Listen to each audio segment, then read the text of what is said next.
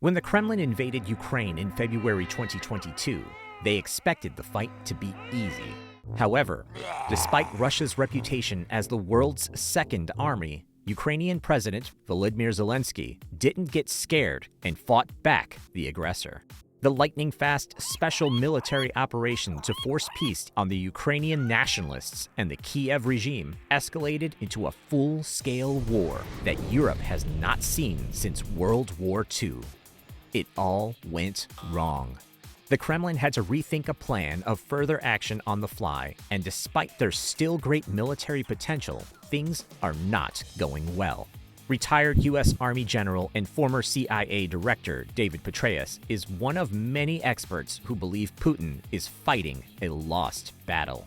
He believes Putin is desperate and will do anything to succeed, even if it means using his final argument, a nuclear weapon.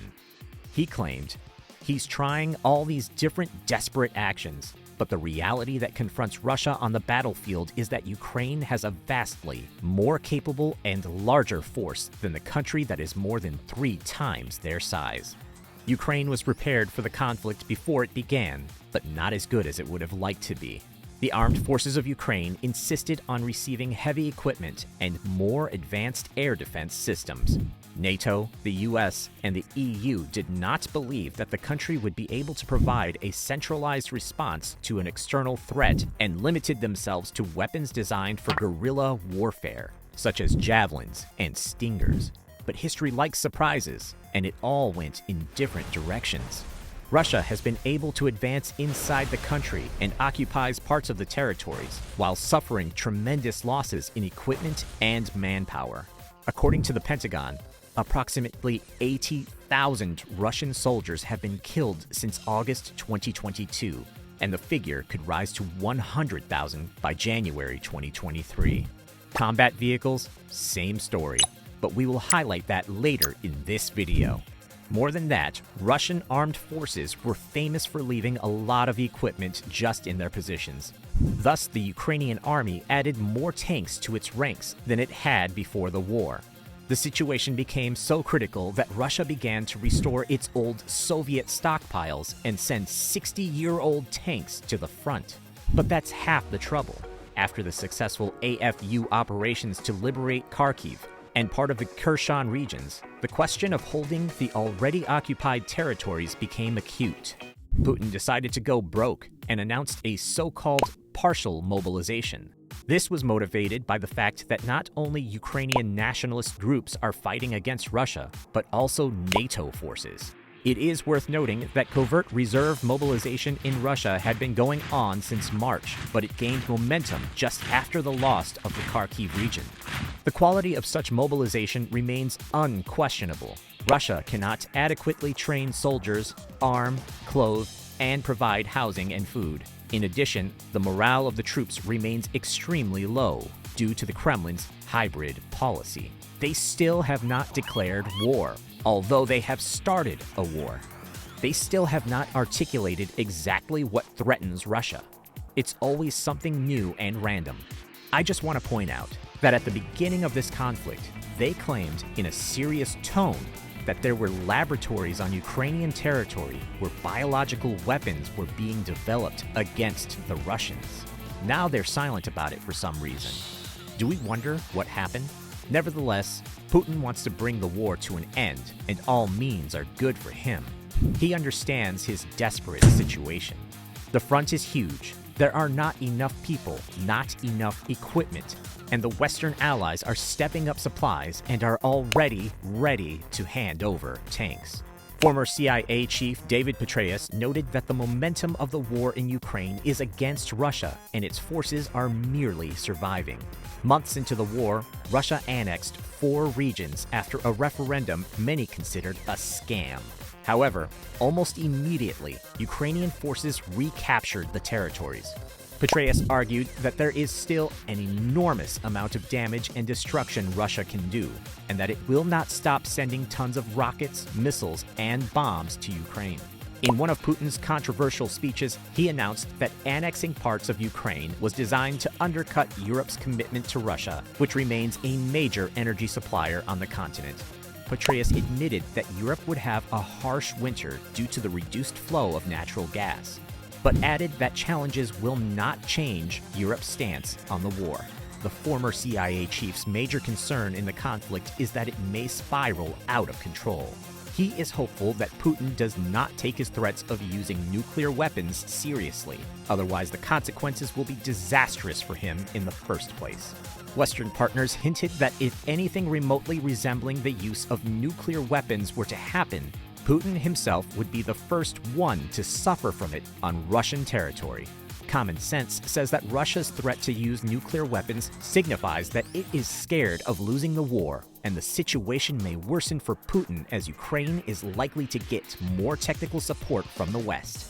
Despite the need for Ukraine in heavily armored vehicles, discussions about the transfer of tanks and tracked armored fighting vehicles have been going on since the summer of 2022. After New Year, it became absolutely clear to everyone that Russia had no intention of stopping and needed to move on to more serious deliveries. Putin had always known the West would back Zelenskiyy, but didn't expect it to be this serious. The International Institute for Strategic Studies says Ukraine needs at least 100 such tanks to wage tangible resistance against Russia. The more they keep receiving donations, the higher the chance of emerging victorious. Here's a brief breakdown of the weapons Russian soldiers would have to put up with in the coming days. Leopard 2 is Germany's main battle tank and the most widely commissioned worldwide. It is used by dozens of European countries and deployed to war-torn zones to help in the fight against oppressors. It is currently used in Syria, Bosnia, Kosovo, and Afghanistan. This sophisticated machine was first developed in 1979 and was designed to fight Soviet tanks. It is also equipped with 2 coaxial LMGs and a 120mm smoothbore gun as its main armament. Aside from its level of sophistication beating anything Russia currently has, it requires minimal training, which is favorable to Ukraine given the situation. Hamish de Bretton-Gordon, the former commanding officer of the British military CBRN regiment, likened the tank's control to a 90s PlayStation video game console. He further said, "You've got a sort of controller in your hand, basically got 3 buttons. You just need to press them in the right order, point the gun at your target, and the tank does everything else." M1 Abrams, the legend itself, a living hallmark of American military strength. It boasts countless protection abilities capable of defending operators against biological, chemical, and nuclear attacks. It is currently used in Saudi Arabia, Kuwait, Egypt, Iraq, and Australia. Although it entered service in 1980, it continues to meet modern-day demands on the warfront. Earlier, U.S. officials expressed concern about its complexities, but some experts say there's nothing to worry about. Ukrainian soldiers will get the hang of it earlier than expected. British Challenger 2 is also on its way to Ukraine to give Russia a run for its money. It's a 3rd-generation tank designed and built by BAE Systems. It is currently used in Iraq and Eastern Europe, including NATO's enhanced forward and Baltic states. Reaching an incredible speed of 37 miles per hour and equipped with a 55 caliber long tank gun, a machine gun, and a chain gun, its main purpose is to destroy or neutralize armor. The UK is confident in its ability to put extreme pressure on the enemy. In this case, Russia. Even if you don't believe what it can do, statistics don't lie. It holds the record for the longest range tank-to-tank kill in history, as it is famous for destroying an Iraqi tank at a range of 3 miles during the First Gulf War. And just look at this thick boy. He is huge. All 3 tanks outlined here are more powerful than the Soviet-era T-2s that constitute the bulk of Ukrainian and Russian tank forces. It is the West against Russia. Putin may gradually concede defeat, but is not bold enough to announce it for fear of what the world would say. The influx of sophisticated tanks to Ukraine does not mean the war will end soon. It may likely last longer than expected, as no party is ready to back down. Only time will tell if Russia will be punished to its limit, given that it has inferior weapons now. All Western tanks have more lethal firepower, greater mobility, and armor that can withstand anything the Russian soldiers throw at them. This advantage means it can break through Russian lines and control the narrative of the conflict going forward. The tanks will also play a significant role in defending Ukrainian lines against counterattacks. Experts speculate that this level of sophistication puts Kiev in a position to dictate ceasefire terms with Moscow. While Europe and the US have shown support for their ally, there are concerns about getting the tanks to the front line. US tanks are still in North America and require lots of backups. On the other hand, Germany's Leopards are in Europe and can be serviced in neighboring countries. Their deployment may take time to happen, but we expect it soon. Germany has proven itself a trustworthy ally in this fight. The country has spent more than any other European country, including Britain. Media have called this a Western war against Russia over the independence of Ukraine. Their current commitment reinforces their push for Ukraine's victory. Zelenskyy had flown to the US in December 2022 to ask for assistance in the fight against Russia. Now that he got some of the things he asked for, many fear that he has placed his country's future in Joe Biden's hands. Who cares though? There's only one enemy, and he must be defeated at all costs. Russia's army is on the verge of collapse, but President Putin fails to admit this.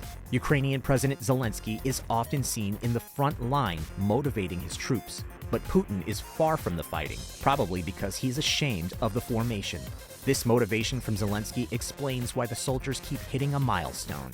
The Russian army is sometimes so frustrated that it starts shooting some of its colleagues that refuse to fight. In October 2022, British intelligence reported that Russian forces were overstretched and exhausted. The report claimed that the troops train in dilapidated environments with no adequate medical supplies. It gets even more dangerous during winter as the soldiers are almost freezing to death. Shocking videos captured by Ukrainian drones show Russians in the last stages of hypothermia.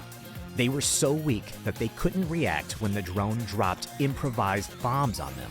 Thomas Thainer, an ex-soldier, predicted that winter would kill more Russian soldiers than Ukraine could. The latest news of modern tanks coming into Ukraine will worsen the situation in their camp. Putin must do much more than verbally motivate them to win this fight.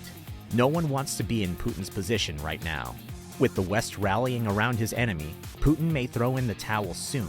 Hopefully, the casualties don't triple before then. On the flip side, no one knows what Moscow is planning. It may come out of this trying to phase stronger and prove to this small territory that it is 3 times larger. Let us know who you think would win this fight. Like and subscribe to this channel if you haven't. See you in another episode.